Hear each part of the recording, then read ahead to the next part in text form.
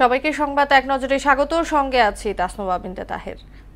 রাষ্ট্র পরিচালনার মূলনীতিতে রাজনৈতিক বিভেদ স্পষ্ট। ঐক্যমত্য কমিশনের প্রস্তাবের ওপর পক্ষে বিপক্ষে মত দিয়েছে দলগুলো। যদিও স্বাধীন পুলিশ কমিশন গঠনে সবাই একমত। দুপুরে ঐক্যমত্য কমিশন সভায় এসব কথা বলেন রাজনৈতিক দলের প্রতিনিধিরা। আর কমিশনের সহসভাপতি আলী রিয়া জানান, আগামীকালের মধ্যে জুলাই সনদের খসড়া সব রাজনৈতিক দলের কাছে পাঠানো হবে। বৈষম্য বিরোধী ছাত্র আন্দোলনের কেন্দ্রীয় কমিটি ছাড়া সারা দেশের সব কমিটি স্থগিত ঘোষণা করেছেন সংগঠনটির সভাপতি রশিদুল ইসলাম রিফাত।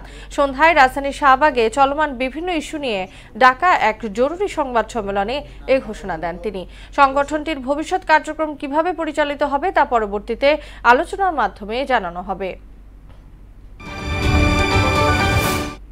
যুক্তরাষ্ট্রের বাজারে বাংলাদেশি পণ্যের উপর আরোপিত শুল্ক কমাতে আলোচনার জন্য কাল যুক্তরাষ্ট্র যাচ্ছেন বাণিজ্য উপদেষ্টার নেতৃত্বে 4 সদস্যর প্রতিনিধি দল।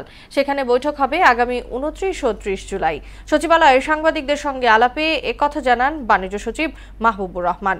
যুক্তরাষ্ট্র থেকে 25টি বোয়িং বিমানের অর্ডার দেওয়া হয়েছে বলেও জানান তিনি। জুলাই মাসের প্রথম 26 দিনে প্রবাসীরা দেশে পাঠিয়েছেন 193 কোটি মার্কিন ডলার দেশীয় মুদ্রায়, যার পরিমাণ 23,583 কোটি টাকা। চলতি মাসের বাকি দিনগুলোতেও এ ধারা অব্যাহত থাকলে মাসের শেষ নাগাদ রেমিটেন্স 230 কোটি ডলার ছাড়িয়ে যেতে পারে বলে আশা করছেন সংশ্লিষ্টরা। বাংলাদেশ ব্যাংকের হালনাগাদ প্রতিবেদনে এ তথ্য উঠে এসেছে। পদ্মা ব্যারেজ ও দ্বিতীয় পদ্মা সেতু বাস্তবায়নে রাজনৈতিক অঙ্গীকার সবচেয়ে বেশি প্রয়োজন বলে মন্তব্য করেছেন বিএনপি মহাসচিব মির্জা ফখরুল ইসলাম আলমগীর। দক্ষিণাঞ্চলের মানুষের নিরাপত্তা ও জীবন জীবিকা রক্ষায় প্রকল্প দুটি বাস্তবায়ন তদন্ত জরুরি বলেও মত দেন তিনি। আর রাজনৈতিক দলগুলোকে ইশতেহারে দ্বিতীয় পদ্মা সেতু প্রকল্প অন্তর্ভুক্তির পরামর্শ দেন বিশিষ্টজনরা। 3 কোটি 28 লাখ টাকার জ্ঞাত আয় বহির্ভূত সম্পদ অর্জন এবং সন্দেহজনক লেনদেন প্রমাণিত হওয়ায় সাবেক বিমান বাহিনী প্রধান শেখ আব্দুল হান্নানের বিরুদ্ধে মামলার সিদ্ধান্ত নিয়েছে দুদক। এক ব্রিফিংয়ে এই সিদ্ধান্তের কথা জানান সংস্থার মহাপরিচালক আক্তার হোসেন। একই সঙ্গে অবৈধ সম্পদ অর্জনের অভিযোগে তার স্ত্রীর বিরুদ্ধেও মামলার সিদ্ধান্ত নেওয়া হয়েছে।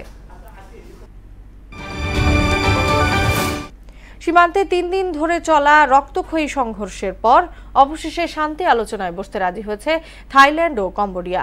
যুক্তরাষ্ট্রের প্রেসিডেন্ট ডোনাল্ড ট্রাম্পের মধ্যস্থতায় এই সিদ্ধান্ত নিয়েছে দুই দেশ। ট্রাম্পের দাবি, দুই দেশই তাৎক্ষণিক যুদ্ধবিরতিতে যেতে রাজি হয়েছে। শনিবার সোশ্যাল প্ল্যাটফর্ম ট্রুথ সোশ্যালে এই কথা জানান তিনি। এই ছিল সংবাদ এক নজরে। সবশেষ খবর সবার আগে জানতে মোহনার সাথেই থাকুন। এতক্ষণ সঙ্গে থাকার জন্য ধন্যবাদ সবাইকে।